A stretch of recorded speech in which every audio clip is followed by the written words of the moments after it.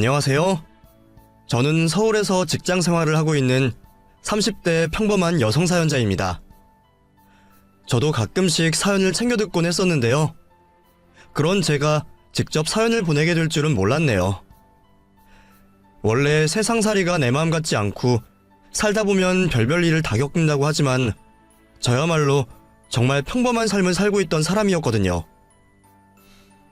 근데 제가 이런 사연을 쓸만한 일을 겪었다는 게 지금도 쉽게 받아들여지지는 않네요. 그래서 이렇게 사연을 보내며 털어내고 속풀이나 하자 싶어 사연을 보내기로 결심했습니다. 어쩌면 저와 비슷한 일을 겪으신 분들이 또 계신다면 조금이나마 도움이 되기를 바라며 제 얘기를 공유해 볼게요. 제가 얘기하려는 사건의 시작은 다름 아닌 저의 결혼이었습니다. 저는 지인의 소개로 만나게 되었던 남자친구와 3년간 연애를 했고 30을 코앞에 둔 20대 후반의 나이에 결혼을 약속하게 되었습니다. 남자친구와 저는 결혼을 생각했던 만큼 연애를 하는 동안 아무 문제가 없이 잘 지내왔고 성격이나 취향도 잘 맞는 편이었어요. 나이도 다르고 살아온 환경이 다르다 보니 100% 다 맞는다는 건 아니지만 저희 정도면 차이점보다 공통점이 훨씬 많을 정도로 별로 큰 걱정이 없는 커플이었죠. 3년 동안 큰 싸움 한 번 없이 잘 만났기에 저희는 자연스럽게 결혼을 결정하게 되었습니다. 그때는 저도 지금보다 더 어린 나이라 그런지 한창 결혼에 대한 로망도 생각도 많던 시기였어요. 평범한 집안에서 자란 저희였기에 집 문제나 다른 걱정 없이 결혼을 생각할 만큼 여유로운 사정은 아니었지만 완벽하게 준비를 하기에는 너무 오랜 시간이 걸릴 것 같아서 결혼을 더 미루고 싶지 않았습니다. 그때는 제가 30이 코앞이라 더 늦으면 노처녀가 될까 싶어서 걱정스러운 마음이 있었거든요. 그렇게 남자친구와 결혼 약속을 하고서 저는 제일 먼저 예비 시댁에 방문하게 되었습니다. 남자친구는 오래전 아버지가 돌아가셔서 어머니와 2살 많은 누나까지 세 식구가 지내고 있었죠. 결혼 허락을 받으러 예비 시댁에 가게 된 저는 그날 처음으로 시어머니와 시누이를 보게 되었어요. 3년이나 만나면서 아들의 연애에 별 관심이 없던 시어머니시라 그전까지 한 번도 볼 일이 없었거든요. 첫 인사 자리이니만큼 저는 당연히 긴장을 할 수밖에 없었습니다. 그때까지는 설마 반대를 하실 거라는 생각보다 그냥 흠잡히지 않고 좋은 인상을 남겨야겠다는 생각뿐이라 그래서 저는 최대한 깔끔한 차림으로 적당한 선물까지 들고 시댁을 찾았습니다. 시어머니와 시누이는 상석에 앉아 긴장되는 마음으로 시댁 거실에 무릎 꿇고 앉아있는 저를 여기저기 훑으셨어요. 그런 시어머니가 몇 분간 말없이 저를 뚫어져라 보시기만 하니 긴장이 된 제가 눈을 피해버릴 수밖에 없었죠. 그랬더니 시어머니가 그걸 나무라시더라고요. 사람이 쳐다보는데 눈을 피하면 어째? 왜? 뭐 캥기는 거라도 있는 거냐? 예? 아니요. 그게 아니라 너무 오래 쳐다보시기에 제가 눈돌 곳이 없어서요. 엄마, 정우 여자친구 놀라겠다. 처음 본 자리인데 너무 그러지 마. 우리 엄마 말 이상하게 생각하지 마요. 그냥 농담이셔. 저를 놀리시는 건지 그런 말씀을 하시는 시어머니 때문에 당황했지만 그건 시작일 뿐이었습니다. 저를 훑어보시던 시어머니와 시누이가 밥을 먹는 중에도 질문 세례를 하는 바람에 밥이 코로 들어가는지 입으로 들어가는지 모르게 정신이 없을 정도였거든요. 우리 엄마 음식 어때? 입에 맞아요? 네, 맛있어요. 정말 잘 먹고 있어요, 어머니. 그치? 우리 엄마가 음식 솜씨가 좋아요. 예전에는 식당도 했었거든. 근데 우리 정우가 평생 이런 밥 먹고 살아서 입맛이 보통은 아닐 거예요. 그래서 말인데 은정씨는 요리 좀 할 줄 아나? 나중에 우리 정우랑 결혼해서 밥 잘 챙겨줄 수 있겠어요? 됐다. 뭘 그런 걸 물어보니. 요즘 아가씨들이 뭐 살림을 할 줄 알기나 하겠니? 아직 잘 하지는 못하지만 노력해 보겠습니다. 아휴, 못하는 거 굳이 노력하면 뭐래. 나중에 결혼해도 반찬은 내가 해주면 되니까 집에나 자주 와. 설마 나중 돼서 시댁 오는 거 싫다고 그러는 건 아니지? 나는 내 자식들 결혼시키고도 가까이 두고 지낼 건데 괜히 나중에 이런 문제로 말 나오면 곤란한데? 엄마는 왜 벌써부터 그런 걱정을 해? 은정이 그런 여자 아니야. 알아서 잘할 텐데 왜 스트레스를 주려고 그래? 내가 뭘 또 스트레스를 줬다 그러니? 곧 며느리 될 사람한테 몇 마디 가르치는 거지. 아무튼 그런 일로 말없게 잘해라. 알겠지? 그런 얘기를 하시며 이것저것 저를 깐깐하게 따지시는 어머니를 보며 저는 걱정이 될 수밖에 없었습니다. 그렇다고 결혼을 물을 생각은 하지 못했어요. 원래 시댁이야 다들 그런 것 아니겠냐 생각하며 크게 걱정을 하지 못했거든요. 하지만 그 후로도 저희의 결혼은 순조롭지 못했습니다. 어차피 남들 다 하는 결혼이다 보니 나라고 별일이 있을까 생각하며 웬만하면 좋은 쪽으로만 생각하려 했었는데 이제 와서 생각해보면 제 결혼은 처음부터 단추가 잘못 꿰어진 게 아닌가 싶어요. 결혼의 시작이라는 상견례 때부터 문제가 많았거든요. 저와 남자친구는 서울에서 만났지만 서로 연고는 달랐습니다. 경기도에서 나고 자란 정우 씨는 평생 경기도에서 지내며 취업 후에도 가족들과 함께 경기도에 거주 중이었지만 경상도가 고향이었던 저는 학교를 서울로 올라오며 졸업 후 서울에서 직장을 다니고 있었어요. 그래서 부모님과 떨어져서 혼자 자취를 하는 중이었는데 원래 그 전에는 하나뿐인 오빠와 함께 지냈었죠. 같이 서울살이하는 오빠와 부모님이 얻어주신 집에서 같이 살았는데 그런 오빠가 몇 년 전 결혼을 하면서 신혼집을 얻어 나가서 저 혼자 그 집에서 지내는 중이었어요. 그래서 경기도와 경상도로 양가 집안 거리가 멀다 보니 상견례 장소를 정하는 것도 골치였습니다. 원래 결혼식은 남자 쪽에서 하고 상견례는 여자 쪽에서 한다는 말은 있지만 그때까지 저희가 결혼식을 어디서 할지도 정하지 못했거든요. 누가 양보를 하던가 합의점을 찾아야 하는데 시댁에서는 가까운 서울에서 보자고 하시며 양보할 생각이 별로 없어 보이시더라고요. 그래서 골머리를 앓던 채 고민을 하시고 부모님이 먼저 서울로 올라오시겠다고 하셨어요.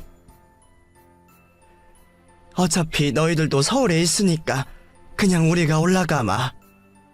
그리고 여기보다야 서울에 좋은 곳이 더 많겠지. 그러니까 서울에서 하자고 말씀드려라. 결국 상견례는 저희 부모님이 먼저 양보를 하셔서 시댁 가까운 서울에서 하게 되었고 저희 부모님은 상견례 당일 새벽 기차를 타시고 먼 길을 찾아오셔야 했습니다. 그런데도 시어머니는 저희 부모님께 고맙다는 말 한마디 하지 않으시더라고요. 제 입장에서는 그게 은근히 기분이 상했지만 올라오신 김에 자식들 보고 기분 좋으시다는 부모님 때문에 저도 달리 내색을 하지 않았어요.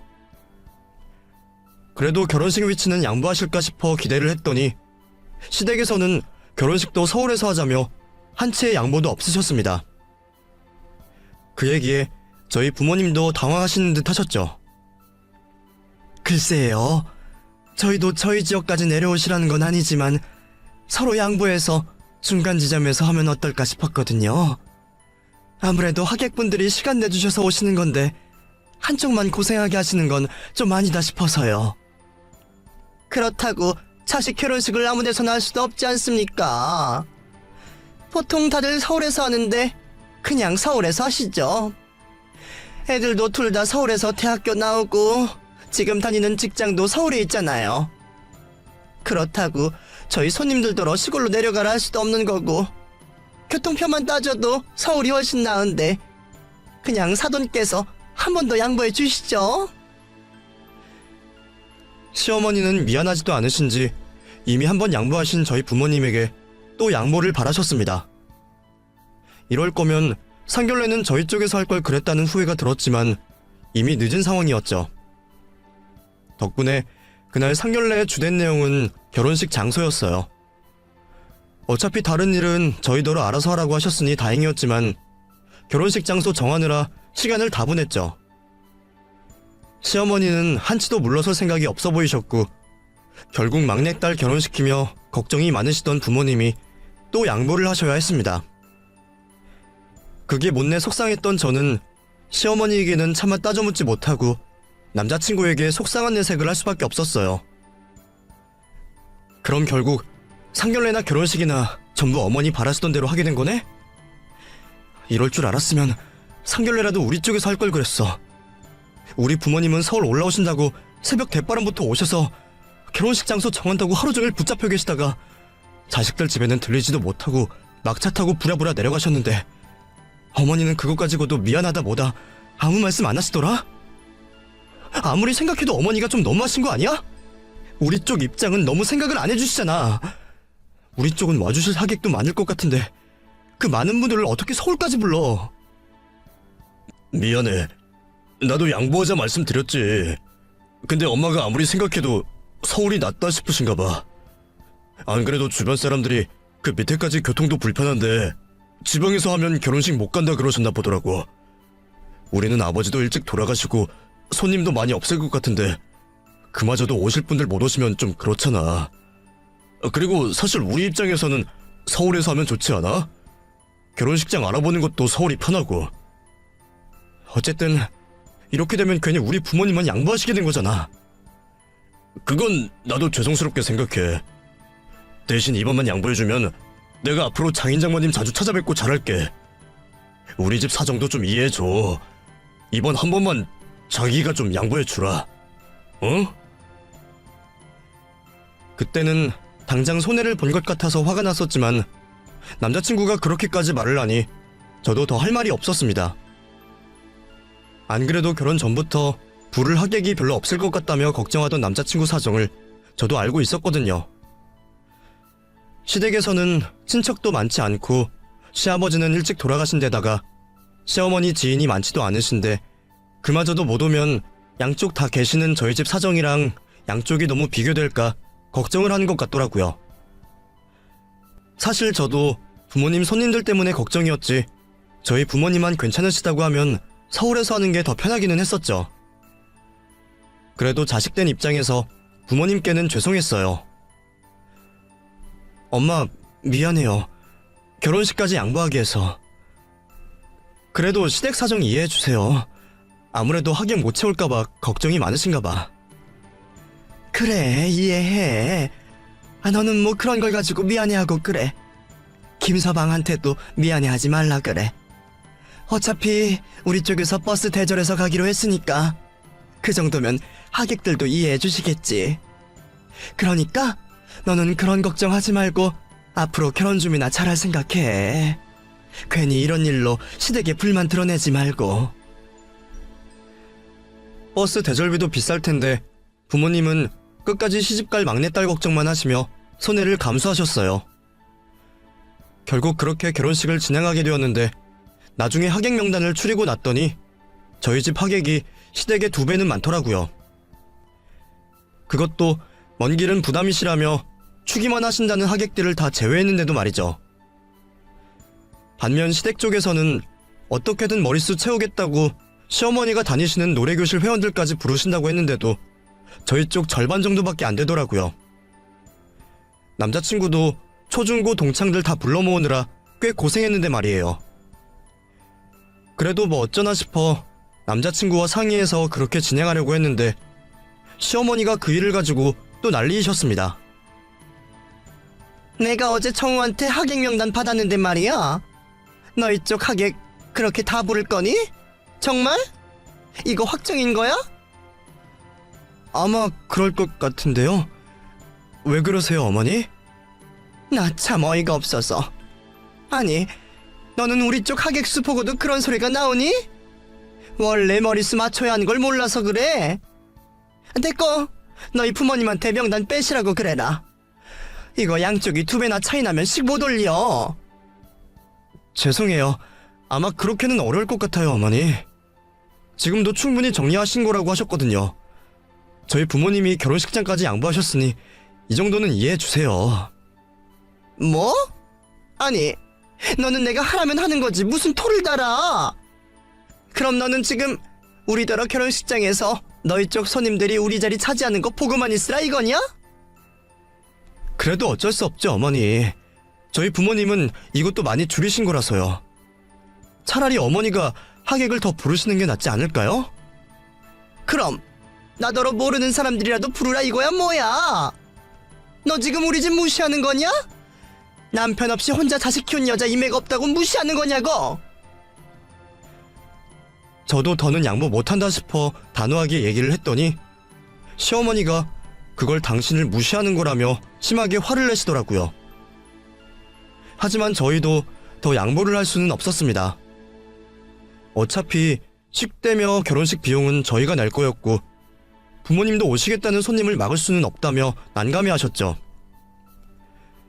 결국 남자친구가 자기 쪽에서 사돈의 8천까지 부르기로 하며 겨우 시어머니를 진정시켰지만 어머니는 그 후로 저를 더욱더 못마땅해 하셨습니다. 어차피 저도 이미 겪은 일이 있었으니 시어머니한테 정이 쉽게 생기겠다 싶진 않았지만 결혼 전부터 이러시니 여러모로 골치가 아플 수밖에 없었어요. 일부러 그러시는 건지 몰라도 그 이후로도 저희가 결혼 준비를 하는 내내 여러모로 제 속을 긁으셨거든요. 시댁 형편이 여의치 않아서 도움 하나 안 받고 결혼하는 건데도 어머니는 바라시는 게 참 많으시더라고요. 상견례 자리에서는 저희 부모님이 먼저 말꺼내기도 전에 돈 없으니 예물 예단하지 말자 그러셔서 괜히 저희 부모님이 속상하게 하시더니 결혼 준비 과정에서 갑자기 말을 바꾸시면서 할 것 다 하자 그러시더니 저한테 시댁 친척들한테 이불을 돌리자고 하시는 겁니다. 요즘 누가 친척들까지 챙기냐며 남편이 어머니를 말려보려 했지만 어머니는 일부러 작정을 하신 것처럼 계속 고집을 부리셨어요. 안 그래도 결혼식 비용을 저희가 마련하느라 빠듯한데 자꾸 저희를 더 힘들게 하시더라고요. 어디 골치 아픈 게 예물 예단 뿐이겠나요? 한복이 마음에 안 든다, 제 웨딩드레스가 마음에 안 든다 하시더니 결혼식 서울에서 잡자고 양보 다 해드렸는데도 예식장 예약한 걸 보시고는 뒤늦게 위치가 별로니 음식이 별로니 하시며 정말 하나부터 열까지 다 딴지를 거셨던 것 같아요. 그렇다고 저희가 계속 시어머니가 바라시는 걸 다 들어드리지는 않았지만 안 그래도 정신없이 바쁜 와중에 그런 시어머니 잔소리를 든 것만으로도 저는 진이 빠지는 것 같았어요. 저희더러 결혼식을 하라는 건지 갈라서라는 건지 헷갈릴 정도였죠. 그런 시어머니와 옆에서 거드는 시누이 때문에 파혼 생각이 들었던 적도 있었습니다. 지금도 이런데 결혼하면 얼마나 더 심할까 싶어서 진짜 진지하게 고민했었어요. 그런 제가 끝까지 결혼을 결심했던 건 남자친구 때문이었죠. 남자친구가 중간에서 고생하는 제 입장을 잘 헤아려줬고 제 대신 시어머니를 설득하며 중간 노릇을 잘했거든요. 제가 화내기 전에 먼저 미안하다 대신 사과하고 어떻게든 저를 배려해주려 노력하는 남자친구 때문에 저는 파혼 생각을 할 수 없었습니다. 그래도 시어머니가 아들 말은 들으셨으니까요. 그래서 시어머니가 우기시는 것들 절반은 남자친구의 설득으로 해결이 되었고 그래서 저도 괜히 시어머니 꼬장을 그냥 넘어갈 수 있었던 거죠. 시어머니 성격은 쉽지 않다 싶었지만 그렇게 노력하고 해결해주는 남편이 있으면 시집살이도 견딜 수 있을 것 같았어요. 저희 부모님도 사위를 좋게 보셨던지 그런 시댁 사정을 아시고도 결혼 반대를 끝까지 안 하셨거든요. 원래 결혼이라는 게 전부 아무 문제 없이 맞아떨어질 수 없는 거다 보니 아무리 힘든 상황이라도 부부간의 합의가 있으면 괜찮을 거라 생각했습니다. 그래서 저는 오로지 남편 하나 믿고 결혼식을 진행하게 되었죠. 그렇게 결혼식 당일이 되고 저는 아침 일찍부터 결혼식 준비로 정신이 없었습니다. 아침 일찍 미용실로 가서 준비를 하고 멀리서 오시는 부모님과 하객들을 챙기고 하다 보니 몸이 10개라도 모자라더라고요. 그런데 그 와중에 저희 오빠에게까지 문제가 생겼어요. 먼저 결혼한 오빠는 한창 신혼생활 중이었는데 그래서 새언니랑 같이 결혼식에 오는 줄 알았더니 언니가 혼자 와서는 오빠 소식을 전해주더라고요. 세연이 왔어요? 오는데 차는 안 막혔어요? 근데 오빠는요? 아가씨, 어떻게 하죠? 오빠가 일이 생겨서 못 오게 됐어요. 새언니가 미안해하며 저희 오빠가 결혼식에 오지 못한다고 하는 겁니다. 하나뿐인 오빠가 내 결혼을 못 보게 되었다니 허탈하고 속상했지만 저는 오빠를 이해할 수밖에 없었어요. 워낙 정신없이 바쁜 일을 하는 사람이다 보니 급한 일이 생기면 어쩔 수 없다 싶었거든요. 그래요? 많이 바쁘대요? 새벽에 급하게 일이 터졌나봐요. 그래도 올 수 있으면 늦게라도 꼭 오라고 했으니까 오길 바라야죠. 미안해요, 아가씨. 새언니가 왜 미안해요? 괜찮아요. 오빠가 오기 싫어서 못 오는 것도 아니고 일이 바쁘면 어쩔 수 없죠. 그래도 언니가 있으니까 됐어요. 저는 자기가 더 미안해하는 새언니를 달래며 애써 실망감을 숨길 수밖에 없었어요. 기다리던 오빠가 못 오게 되어서 그런지 괜히 더 걱정과 긴장이 되었지만 그날은 제 결혼식이니만큼 정신을 차려야 했습니다. 원래는 오빠가 축의금을 맡아주기로 했었는데 오빠가 못 오게 되었으니 급하게 사람을 구해야 했거든요. 부모님은 하객 맞이하느라 정신 없으실 거고 그렇다고 새언니한테 맡길 수도 없었기에 급하게 믿을 만한 친구를 찾던 저는 저와 가장 허물없이 절친한 단짝 친구에게 축의금을 맡길 수밖에 없었습니다. 축의금 받는 것도 쉬운 일이 아니다 보니 갑자기 부탁하는 게 미안했지만 다행히 친구는 제 사정을 이해하며 흔쾌히 저를 도와줬어요. 현주야, 우리 오빠가 갑자기 못 오게 돼서 그런데 네가 축의금 좀 받아줄래? 내가 믿을 사람이 너밖에 없어서 그래. 급하게 부탁 좀 할게. 미안해. 뭘 그런 걸 미안해. 친구끼리 그런 부탁할 수도 있지. 나도 처음 해보기는 하지만 잘해볼게. 돈 안 잃어버리고 잘할 테니까 걱정하지 마. 정말 고마워, 현주야. 내가 나중에 꼭 보답할게. 잘 부탁해. 꼼꼼한 친구라 믿고 맡겼지만 갑작스러운 상황이 벌어졌던 탓에 저도 모르게 걱정이 되기는 하더라고요. 그래서 제가 중간에 슬쩍 확인을 하러 갔더니 시어머니가 제 친구에게 괜히 시비를 걸고 계시는 겁니다. 아니, 그쪽 돈 잘 받고 있는 거 맞아요? 우리 쪽 손님 받는 거 아니야? 아니에요. 신부 측 하객인 거 다 확인받고 하고 있어요. 근데 그쪽은 왜 그렇게 많아? 아무래도 이상한데?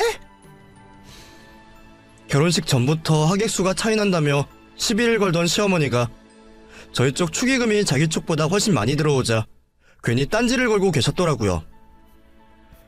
그럴 수밖에 없는 게 저희 쪽은 괜히 먼 걸음하지 마시라고 만류했는데도 하객이 예상보다 더 오셨고 남편 쪽은 어떻게 된 건지 오신다고 했던 하객들보다 한참 못 미쳤거든요. 그러니 어쩔 수 없이 차이가 나는 걸 가지고 혹시 신랑 하객 돈 받았을까봐 걱정하시는 거죠. 손님 인사 받다 보면 누가 얼마나 왔는지 뻔히 알 텐데도 그런 얘기를 하시는 시어머니가 어이없었습니다. 아들 결혼식을 망치고 싶으신 건지 결혼식 당일까지 그런 분란을 만드시려는 시어머니를 도통 이해할 수 없었죠. 그래도 다행히 친구가 그런 시어머니 시비를 요리조리 피하며 잘 대응을 하더라고요. 신경은 쓰였지만 결혼식을 올려야 했던 저는 어쩔 수 없이 신부 대기실로 돌아갈 수밖에 없었고 나머지는 친구에게 맡기는 수밖에 없었습니다. 그렇게 정신없이 결혼식이 끝이 나고 저와 남편은 찾아와 주신 하객분들에게 일일이 감사 인사를 전하며 결혼식을 마무리하고 있었습니다. 남편이야 거의 대부분 서울 경기 쪽에서 오신 분들이라 제일 멀리 오신 손님이 1시간 걸려 오신 손님이셨는데 저희는 가까운 친척들이며 부모님 쪽 손님들이 대부분 지방분들이셔서 제 입장에서는 그분들께 더 죄송하고 감사할 수밖에 없었어요. 그래서 어떻게 보답해야 하나 싶었는데 알고 보니 부모님이 멀리까지 와주신 하객분들께 감사하다며 작은 뒤풀이 자리를 준비하셨더라고요.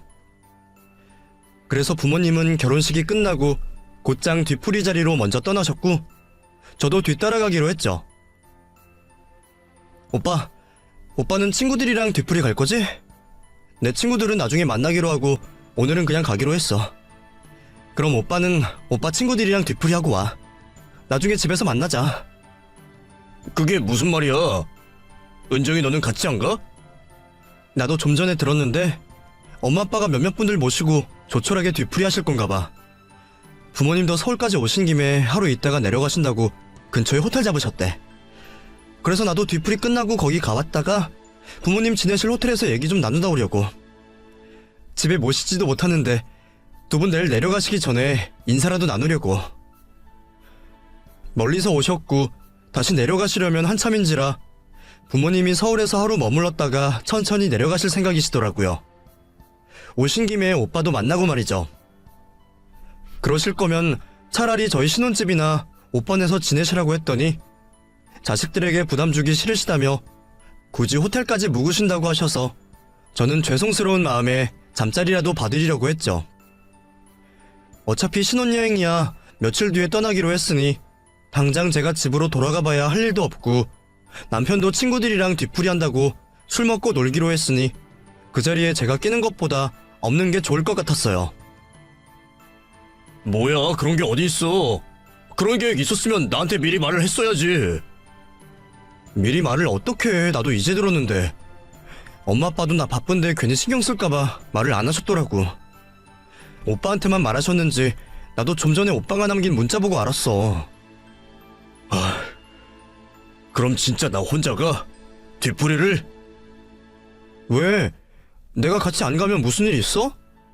어차피 오빠 친구들만 가는데 내가 꼭 갈 필요는 없잖아. 아니, 거기도 못 본 친구들도 있고 다들 신부 얼굴 한번 보겠다고 기다리는데 네가 안 가면 어떡해. 결혼한 새 신부가 가서 남편 면도 좀 세워주고 그래야지. 자기 친구들이랑 뒤풀이 하겠다고 하기에 그러라고 했었지만 그 자리에 제가 꼭 가야 한다고 생각하진 않았어요. 저도 부모님 계획을 몰랐어서 부모님 따라갈 생각은 없었지만 피곤할 걸 예상해서 남편 친구들 뒤풀이는 애초에 갈 생각도 없었거든요. 근데 다른 것도 아니고 제가 저희 부모님 챙기겠다고 하는데도 남편은 저를 이해를 해주지 못했습니다.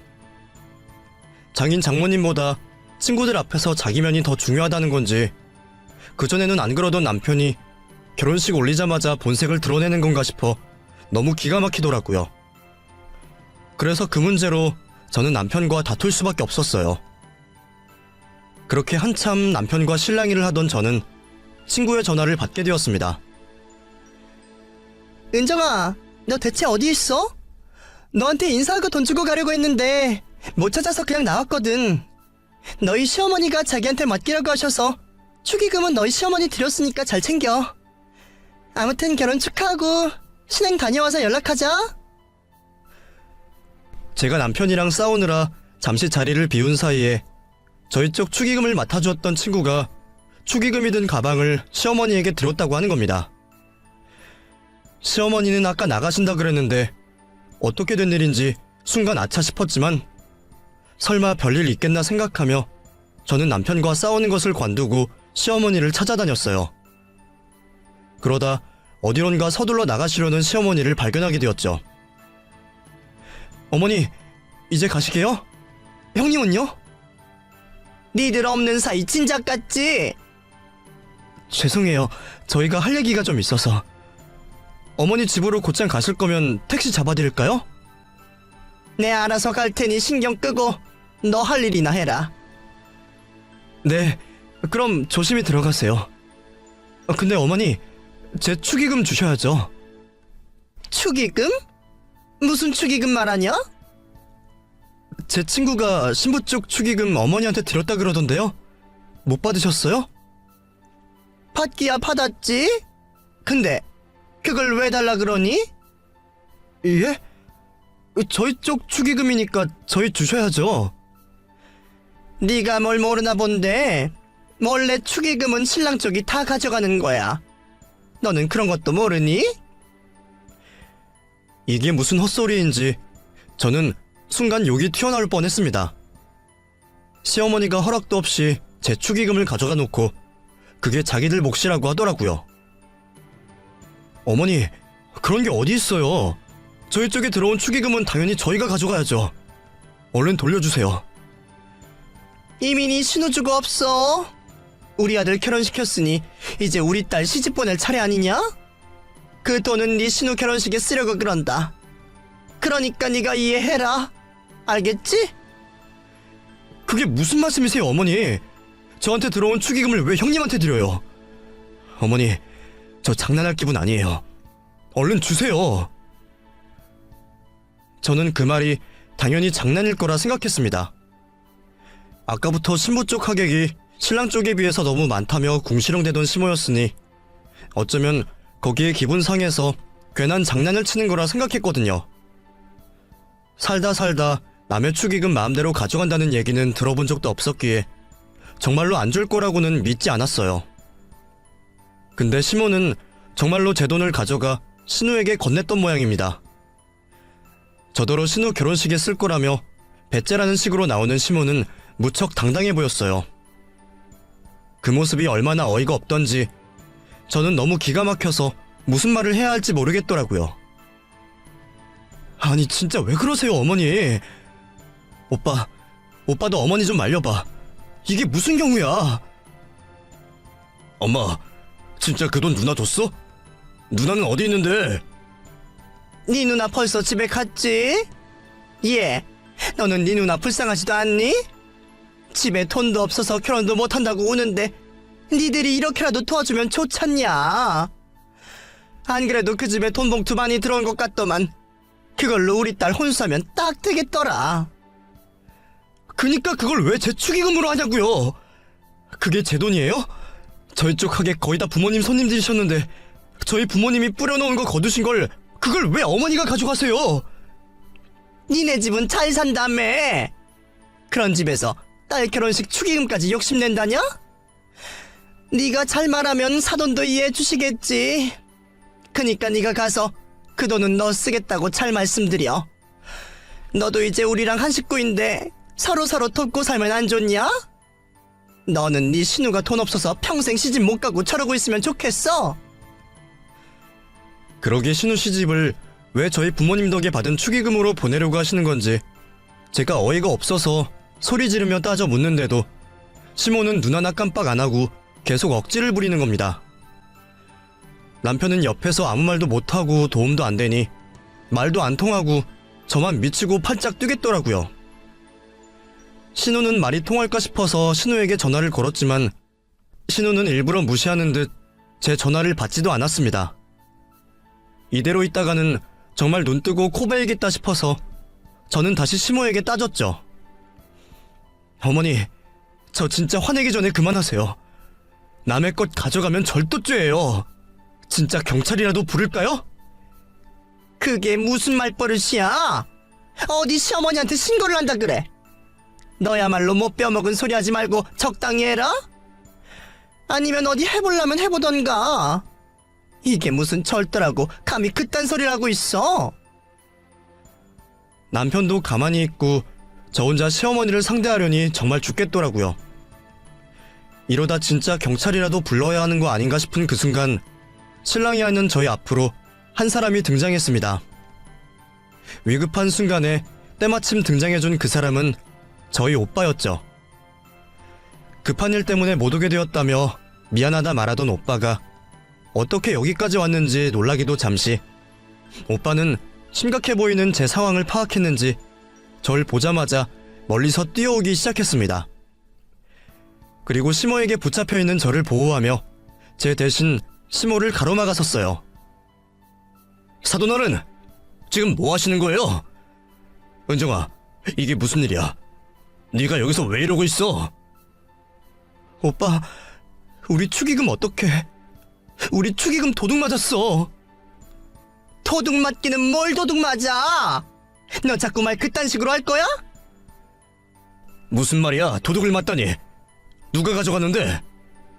시어머니가 신우 결혼식에 쓰자고 우리 쪽 축의금을 전부 챙겨서 신우 줘버렸어. 신우는 그 돈 들고 없어져 버렸고. 어머니, 저희 오빠까지 왔으니까 이제 그만하세요. 신우 어디 있는지 말씀하시라고요. 그게 정말이야? 이보세요, 사돈어른. 지금 이 말이 사실입니까? 남의 축의금을 왜 가져가요? 얼른 돌려주세요. 남의 축의금이라니? 우리 아들 결혼시키고 받은 축의금인데 그게 왜 남의 돈이야? 우리는 우리 목 챙긴 거니까 돌려줄 생각 없어. 경찰을 부르겠다고 하는데도 알아서 해보라던 시모는 저희 오빠의 등장에도 눈 하나 깜짝하지 않았습니다. 그 모습을 보니 저희 오빠도 시모 성격을 알겠는지 사돈이라고 어려워하지 않고 강경하게 나왔습니다. 보아하니 좋게 말해서 말이 통한 것 같지 않네요?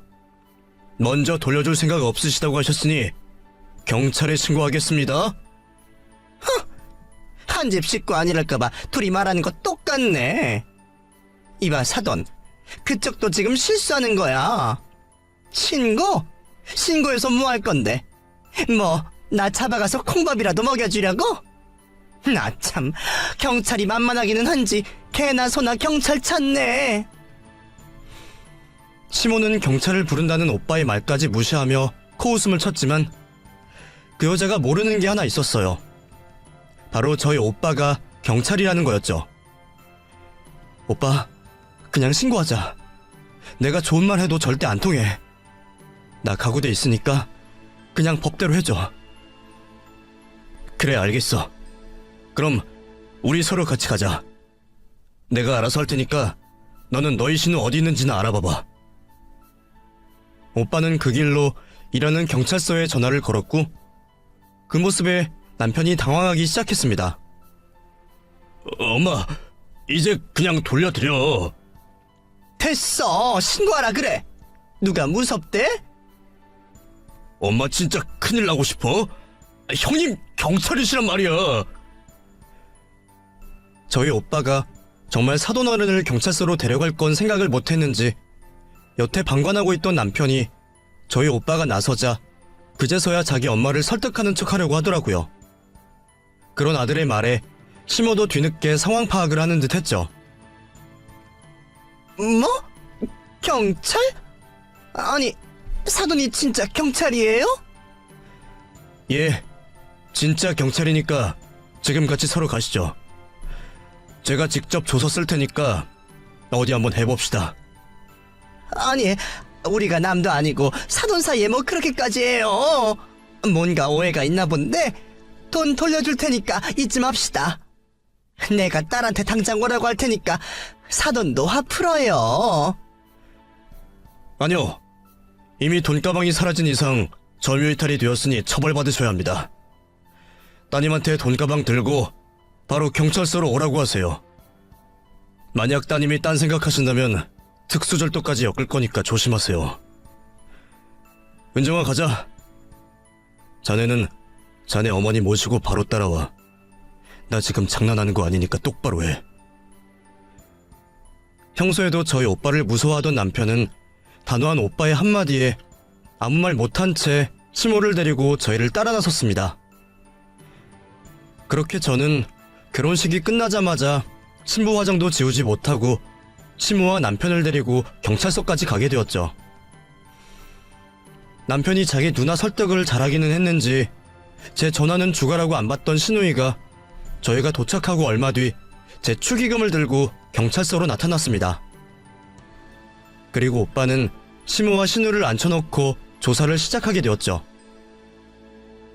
그러자 안절부절하며 그걸 보고 있던 남편은 제게 합의를 해달라며 난리였습니다. 너 정말 이렇게까지 해야겠어? 겁주려면 이 정도면 됐잖아.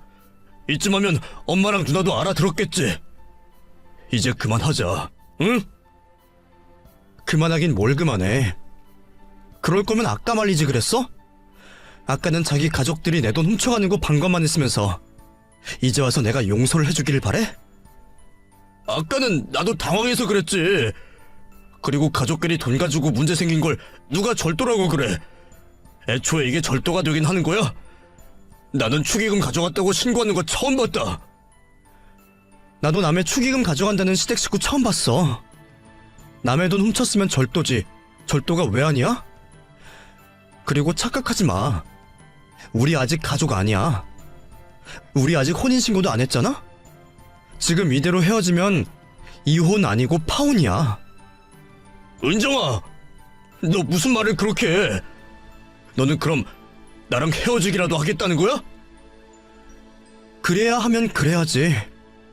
내가 도둑질하는 시어머니를 어떻게 모시고 그런 식구 편드는 남편이랑 어찌 살아? 사실 경찰서까지 가면서 상황이 심각해진다는 걸 알면서도 남편과의 관계를 어떻게 해야 할지는 고민이었어요. 그동안 마음고생시키고 이런 상황을 만든 건 시모와 신우였지만 남편은 잘못한 게 없다 싶었으니까요. 그런데 끝까지 자기 가족만 감싸면서 합의를 해주라는 남편을 보니 이 사람도 한통속이구나 싶은 겁니다.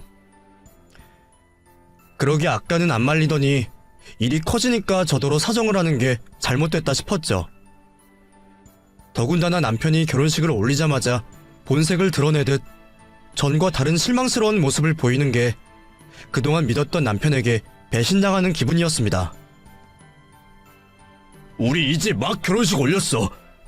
혼인신고 안 했다고 부부가 아닌 건 아니지. 제발 가족끼리 이러지 말자. 지금은 네가 화나서 이러는 거 알아. 그래, 나도 지금 생각해보니까 내가 안일하게 생각했어. 나는 나중에 적당히 누나 설득해서 다시 가져다 줄 생각이었어. 설마 내가 그 돈을 진짜 누나 주려고 했겠어? 그거야 모르지. 아까 아무 말 안 한 거 보면 그렇게 생각 안 하겠어? 근데 좀 웃긴다? 오빠는 우리 엄마 아빠보다 뒤풀이가 중요했으면서 나는 도둑질한 시어머니 생각해줘야 해? 그리고 어차피 내가 합의한다고 해도 소용없어. 절도죄는 반의사 불벌이 아니라서 피해자가 합의해줘도 처벌받거든. 그런데 저희가 뒤에서 그런 얘기를 하고 있는 걸 신우가 들었던 건지 갑자가 화가 났는지 자리에서 벌떡 일어나 저한테 달려오더라고요. 뭐? 너 지금 뭐라 짓거렸어? 뭐 합의를 해주니만이 뭐가 어쩌고 저째? 이게 아주 지 시댁 식구들 보내버리려고 작정을 한 모양이네? 야, 너 나랑 우리 엄마한테 뭐 억하신 적 있지? 적당히 하라니까 까불고 있어. 그 돈 돌려주면 될 거 아니야. 나도 더럽고 치사해서 그딴 돈 안 받아. 가족들끼리 서로 좀 돕고 살자 했더니 지밖에 모르고 있어. 신우 얘기에 시모까지 제게 달려들려 했지만 다행히 저도 더 이상 당할 생각은 없었어요. 그곳은 경찰서였고 오빠의 직장 동료들도 괴롭힘 당하는 저를 두고 보지 않으셨죠. 결국 시모와 신우는 경찰서에서까지 난동을 피우는 바람에 공무집행 방해로 구치소에 갇히게 되었습니다. 다들 진정하세요, 진정! 이런 식으로 하시면 내일도 못 나오십니다. 하루라도 빨리 해결 보고 싶으시면 조사에 협조하세요. 오늘은 더 조사 못할 것 같으니까 여기서 주무시고 내일 봅시다. 구치소 찬바닥에서 하루를 지내게 되었는데도 여전히 공권력을 우습게 보는지 시모와 신우는 끝까지 경찰관들에게 욕을 하고 침을 뱉고 난동을 피우고 있었죠. 그 후 그 두 사람은 결국 재판까지 받게 되었고 징역 3개월형을 받게 되었지만 항소를 했다고 들었습니다. 항소에서 잘 풀리면 아마 벌금형 정도로 끝나지 않을까 싶다고 오빠가 전해주더라고요. 아마 항소까지 가려면 몇 달은 더 걸릴 거야. 궁금하면 기다렸다가 재판 결과까지 알아볼까? 아니, 그럴 필요 없어. 어차피 앞으로 볼 사이도 아닌데 그런 소식 들어서 뭐해? 돈도 돌려받았고 내 손에서는 다 끝난 일이니까 더 관심도 없어. 이번 일로 그 사람들도 정신 차렸겠지. 못 차렸어도 어쩔 수 없는 거고. 그래, 굳이 그런 소식 안 듣는 게 좋지. 잘 생각했어. 축의금은 그날 무사히 돌려받았었고 남편과는 혼인신고 없이 관계를 정리하며 남편에게서 피해보상 명목으로 결혼식 비용까지 돌려받았으니 제가 더 이상 그 집 일에 신경을 쓸 필요가 없을 것 같았어요. 실형을 받는다고 해도 벌금형으로 끝난다고 해도 알아봤자 여러모로 찝찝할 것 같더라고요. 그래서 어차피 끝난 인연에 귀 기울이지 않기로 하고 그 뒤로 그 집 식구들의 소식은 듣지 못했습니다. 제가 먼저 전화번호를 바꿔버리기는 했지만 아마 남편도 생각이라는 게 있다면 쪽팔려서라도 저한테 연락할 생각은 못했을 거예요. 경찰 오빠를 둔 이상 해코지 당할 일도 없고요. 덕분에 저는 무사히 상황을 해결할 수 있었습니다. 부모님께서는 제가 그런 일을 겪은 걸 아시고 많이 놀라셨지만 제 탓을 하지는 않으셨어요. 그렇다고 제가 죄송한 마음이 없었던 건 아니었죠. 저는 그 후로도 가족들에게 죄책감을 느끼며 그런 결혼을 하려 했던 저를 탓할 수밖에 없었어요. 그래서 한동안 꽤 힘들었지만 그나마 이혼이 아닌 파혼을 한 것을 다행이라 여기며 하루빨리 제 삶을 되찾기로 했습니다. 그렇게 그런 일이 있은 지도 시간이 지났고 지금은 저도 마음 맞는 사람을 만나 행복한 매일을 지내고 있으니 여러분도 걱정 마시고 저를 응원해 주시기를 부탁드립니다. 감사합니다.